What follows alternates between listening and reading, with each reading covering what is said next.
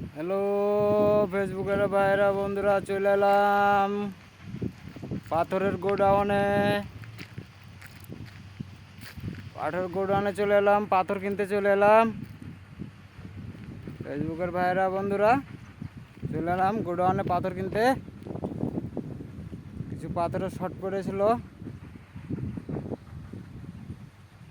এটা পড়ছে আপনার রেল স্টেশন, বেলনা রেল স্টেশনের এখানে গৌতম চৌধুরীর খামার। কারো যদি পাথর লাগে ছাদের, তো এখানে আয়া কিনতে পারিয়েন। এখানে আয়া পাথর কিনে নিয়ে যাইয়েন। পাথরের গোডাউনের তুন, গোডাউনও বলে, আবার পাথরের ফ্যাক্টরিও বলে, এটারে পাথরের খামারও বলে। হ্যাঁ,